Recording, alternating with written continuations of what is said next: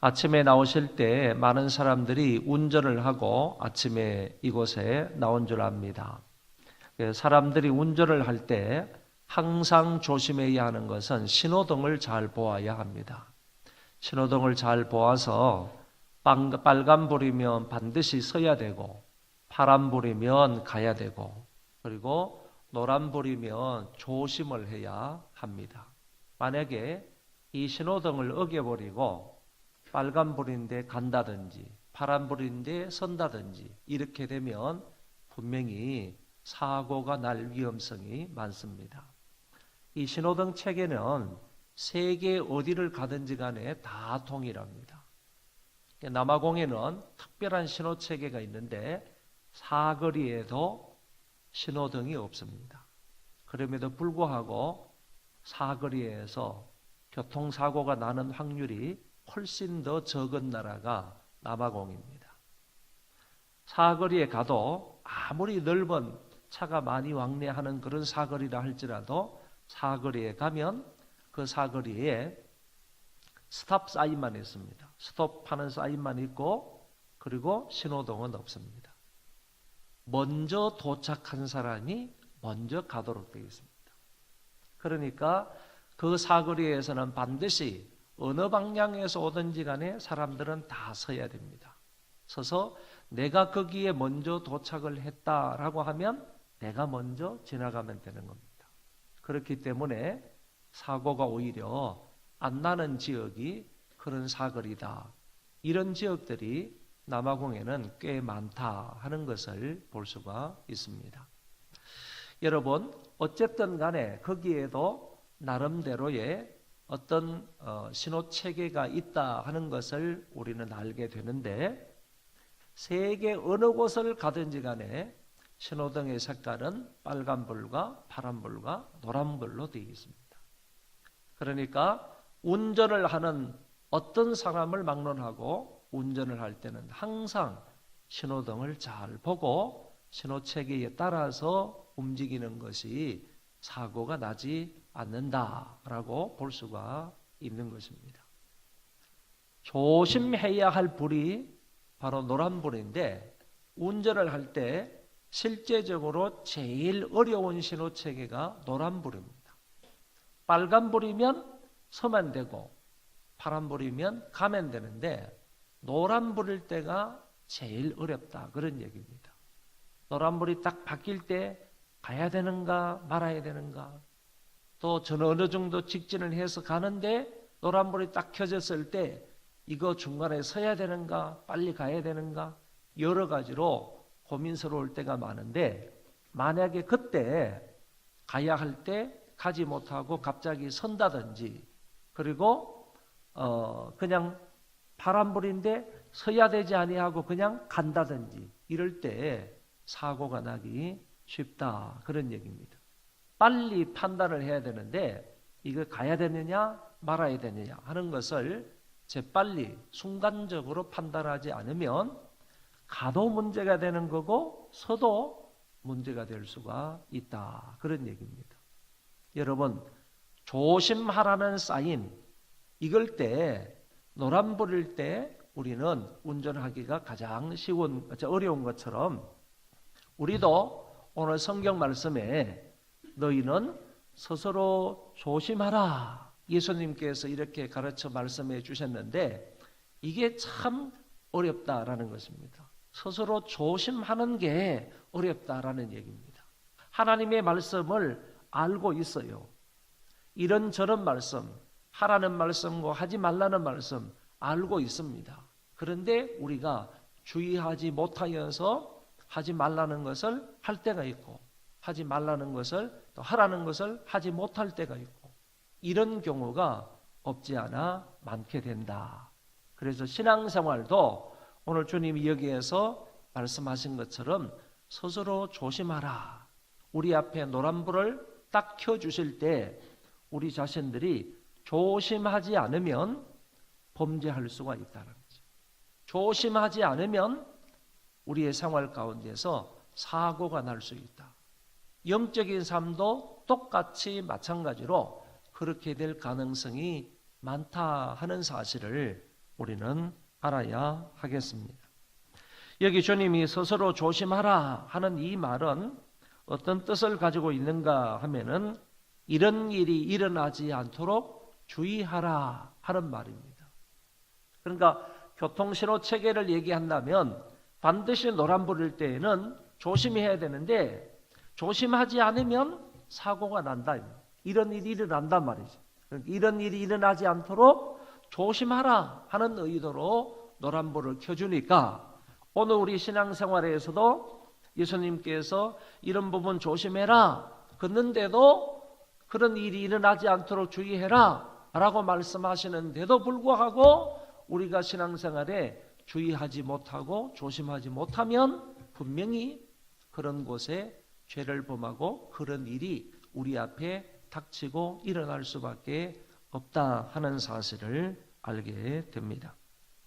그래서 저와 여러분들은 어디에서 무슨 일을 하든지 간에 항상 하나님의 면전에 있다 이런 의식으로 살아가야 되고, 그리고 종교개혁자들이 말했던 것처럼 호람대오 정신으로 살아가야 된다. 시편의 말씀에 보면 하나님은 어디든지 다 계신다라는 사실을 말씀해 주고 있습니다. 하늘에 내가 가서 거한다 할지라도 그곳에 하나님이 계시고, 저 바다에 가서 거한다 할지라도 그곳에 하나님이 계시고, 땅끝에 가서 거한다 할지라도 그곳에도 역시 하나님이 계신다. 그 하나님의 면전에 있다. 내가 어디에서 무슨 일을 하든지 간에 나는 지금 하나님의 면전에 있다. 하나님께서 두 눈을 부릅뜨시고 나를 지켜보고 계신다 하는 이런 신전의식, 리펀의 아도나이, 하나님 면전에 있다라는 이 생각으로 살지 않으면, 그래서 하나님 면전에 있다라는 이런 의식으로 매사에 조심해서 말하고 행동하지 않으면 우리는 죄를 지을 수밖에 없다. 하나님이 싫어하는 곳에 떨어질 수밖에 없고 이와 같은 일을 만날 수밖에 없다 하는 사실을 여기서 말씀을 하고 있다, 그런 얘기입니다. 그래서 이 리펀의 아도나이, 하나님 면전이다 하는 이 말은 히브리인들이 자주 사용을 했습니다. 히브리인들은 하나님의 말씀에 근거해서 리펀의 아도나이 그러면서 나는 지금 하나님의 면전에 있습니다 그러면서 항상 말과 행동을 조심하면서 살았다는 그런 기록을 볼 수가 있습니다. 이것이 종교개혁자들에게 와가지고 종교개혁자들은 이게 라틴어를 잘하니까 이 라틴어로 호람데오라는 말을 자주 사용하게 된 것입니다. 이건 역시 내가 하나님 면전에 있다, 내가 하나님 앞에 있다, 이런 생각의 말입니다. 그러니까 오늘 저와 여러분은 어디에서 무엇을 하든지 간에 나는 지금 신전의식을 가지고 살아간다. 다시 말해서 리펀의 아도나이나 아니면 코람데오 정신으로 내가 살아간다. 그러면 어디에서 무엇을 하든지 간에 하나님이 지금 내가 여기 계시는 줄 알고 있다. 내가 하나님의 면전에 있다. 하나님의 얼굴 앞에 있다. 이런 생각을 가지고 만약에 산다고 하면 우리가 매사에 조심하지 않겠느냐. 하나님이 여기 계신다는데, 하나님이 나를 지켜보고 계신다는데, 그러면 내가 말하는 것이나 생각하는 것이나 행동하는 것이나 모든 부분을 조심하고 주의할 수 있지 않겠는가라는 얘기입니다. 하나님과 그분의 말씀을 묵상하고요. 그리고 죄송합니다. 그 앞에 하나 더 얘기할게요. 만약에 우리가 이 코람데오 정신이나 이 리펀의 아도나이 정신으로 우리가 신앙생활하면서 매사에 주의하며 살지 못하면, 그렇지 않으면요, 방탕함과 술취함과 생활의 염려로 나를 둔하게 한다, 내 마음을 둔하게 한다, 이렇게 주님이 가르쳐 주셨습니다. 그러니까 매사에 하나님 면전의식을 가지고 살아가지 못하고 매사에 내 내면을 살피지 못하고 내 외부적인 활동이나 행동이나 이런 것도 살피지 못하면서 살아가게 될 때에는 다시 말해서 하나님 면전의식을 가지고 살지 못하고 내 스스로를 조심하지 않으며 살아갈 때에는 결국에 방탕함과 술 취함과 생활의 염려로 내 마음을 둔하게 만든다. 이렇게 주님이 말씀을 하셨다는 겁니다. 내 마음이 둔하다 하는 말은 무거운 것으로 내 마음을 짓누른다. 그런 뜻을 가지고 있는 말이에요. 무거운 것으로 내 마음을 짓누른다.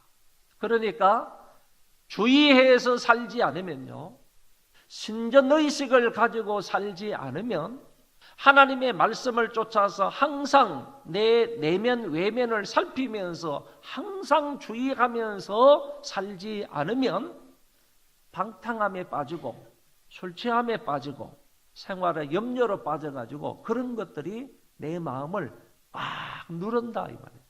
압박을 한다 이런 거예요. 프레스를 준다 이런 거예요.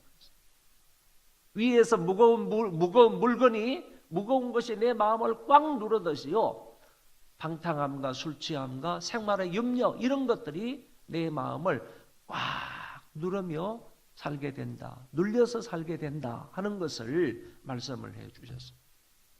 방탕함이라는 것은요, 내 마음대로 사는 것을 방탕함이라고 그럽니다. 하나님의 말씀도 필요 없습니다. 그리고 어떤 생활의 어떤 기준 이런 것도 필요 없습니다. 윤리적인 잣대 이런 것도 필요 없습니다. 상대편을 배려하는 것이나 상대편을 생각하는 것 이런 것도 필요 없습니다. 내가 좋아하는 대로 내 마음의 어떤 쾌락대로 육신적인 정욕대로 내 마음대로 살아가는 것을 방탕함이라고 말하고 있습니다. 여러분, 주의해서 살지 않으면요, 우리가 방탕함에 빠지는 거예요. 그리고 술 취함에 빠지는 거예요. 여러분, 방탕함의 일종이 술 취함인데, 술 취함에 빠지게 되면요, 이성이 마비되는 거예요. 이성이 마비가 되면 이건 역시요, 자기 마음대로 하는데 의도대로 되지 않으면서 지 마음대로 하는 거예요. 지 의도대로 안 하면서도 지 마음대로 하는 거예요. 부끄러움도 없이요, 더럽게 생활하는 것이 술 취함입니다. 그리고 생활에 이런저런 염려로 인하여서 내 마음이 짓눌려지게 된다 하는 것을 주님이 말씀을 하셨습니다. 스스로 조심하면서 살아야 되는데, 우리가 정말 신앙생활을 이렇게 하나님 면전에서 나 자신을 살피고 내 행동을 살피면서 하나님이 보고 계시다는 그런 신앙생활을 해야 되는데, 그러지 못하게 되면 우리는 쉽게 방탕함과 술 취함과 생활의 염려에 빠져서 그것들이 내 마음을 짓누르게 된다라고 주님이 말씀을 하셨다는 겁니다. 제일 마지막 27페이지 제일 밑에 문단, 거기 그 위에 문단을 보면 하나님과 그분의 말씀을 묵상하고 아버지의 영광과 그분의 높고 위대하심과 사랑과 자비와 은혜에 주목하여 사는 사람은, 한마디로 조심해서 사는 사람은 마음과 영이 예민하고 깨끗한 사람입니다. 마음이 둔한 사람에게는 뜻밖의 그날이 득과 같이 임할 것이지만은, 위에서 말한 마음이 예민한 사람은 그날이 가까움을 사모하며 살게 될 것입니다.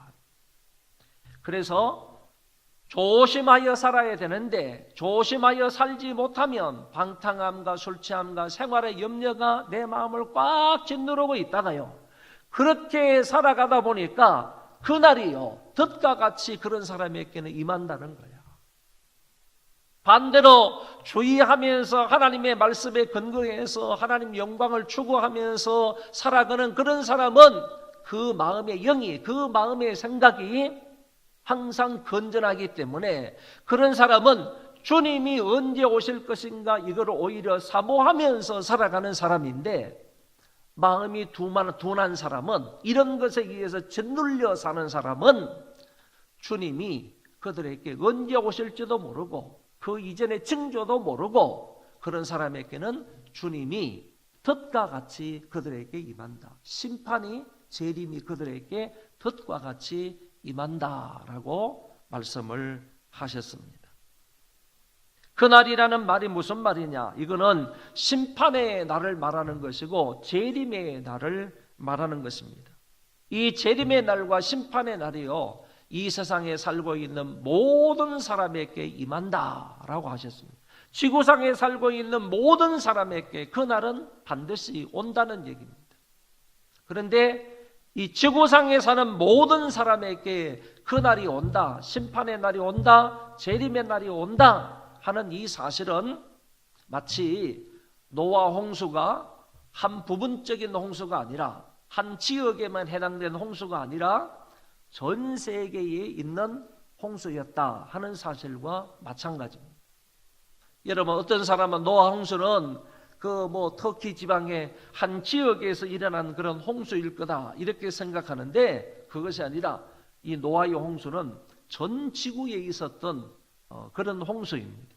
그러니까 모든 사람들과 모든 생물들이 다 죽고 마는 그런 홍수가 바로 노아의 홍수였는데, 온 지구상에 임하였던 그런 홍수가 노아의 홍수였다면, 이날에 있게 될, 그날에 있게 될 심판과 주님의 재림은요, 모든 세상 사람들에게 다 미치는 종말이다, 그런 얘기죠. 모든 세상 사람, 한 사람도 예외 없이 어디에 살고 있든지 간에 그 모든 사람들에게 임하는 종말, 심판, 그것이 바로 우주적인 종말이고 우주적인 심판이고 그리스도의 재림이 될 것이다 하는 사실을 여기에서 말씀을 하셨습니다. 그와 같은 종말이, 그와 같은 재림이 모든 사람에게 임하게 된다 하는 사실을 말씀을 하셨습니다. 물론 그날 이전에는 수많은 지진과 기근과 환난과 핍박이나 천재지변과 거짓과 비진리가 난무하게 될 것입니다. 그러므로 우리는 그런 날을 피하고요, 이 모든 재림절에 있게 될 이 모든 것들을 다 피하고 극복하고 이기고, 그리고 주님 앞에 능히 서기 위해서는 어떻게 해야 되느냐? 다시 말하면 우리가 재림이라든지 아니면 심판이라든지 여러 가지 환난이라든지 핍박이라든지 이 모든 것을 능히 다 극복을 하고 이 모든 것을 다 이겨나가면서 주님 앞에 어여시 설 수 있는 그런 방법은 뭐냐? 어떻게 해야, 말세를 살아가는 우리 사람들이 어떻게 해야 이 모든 것을 극복하며 믿음으로 이겨나가서 주님 앞에 설 수 있겠느냐 하는 사실을 예수님이 가르쳐 주셨습니다. 너희는 장차 올 이 모든 일을 능히 피하고 인자 앞에 서도록 항상 기도하며 깨어 있어라 그랬습니다. 그러니까 항상 깨어 있어서 기도하면 우리가 이 모든 재림 전에 환난과 핍박이나 시련이나 이런 것들을 극복해 나가고 심판도 극복하고 그리해서 하나님 앞에 어여시 설 수 있다 하는 사실을 말씀을 하신 것입니다. 왜 우리가 항상 깨어 기도해야 합니까? 그것은 바로 이 모든 일을 극복하고 주님 앞에 서기 위함이라고 가르쳐 주셨습니다. 이 모든 일이라는 것은 심판을 말하고 그리고 환난과 핍박이나 여러 가지 시험들을 말할 것입니다. 이 모든 것을 능히 피하고 인자 앞에 서기 위해서는요, 항상 기도하고 그리고 항상 깨어 있어야 한다 하는 사실을 우리에게 가르쳐 주셨습니다. 결론의 말씀 한번 보십시오. 다 같이 한번 읽어봅시다. 시작. 심판의 날은 반드시 옵니다. 덫과 같이 갑자기 옵니다. 모든 사람에게 다가옵니다. 주의 재림을 기다리는 성도의 자세는 깨어서 항상 기도하는 것입니다.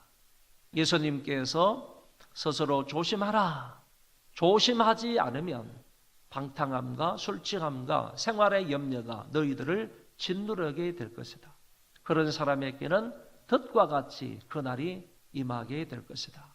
너희들은 항상 깨어서 기도해야 되는데 왜 기도해야 되느냐 하면은 바로 그날의 이 모든 것을 피하고 이기고 극복하고 우리 주님 앞에 던들이 서기 위해서 너희들이 항상 깨어서 기도해야 한다 하는 사실을 우리에게 말씀해 주셨습니다.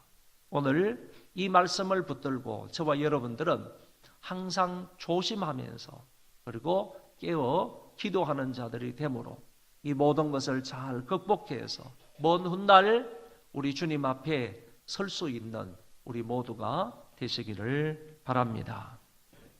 지금 이런 거예요. 지금 내가 주님 앞에서 지금요 깨어 기도하는 자리에 서 있지 않으면요 먼 훗날에도 그 주님 앞에 설 수가 없다, 그런 얘기입니다.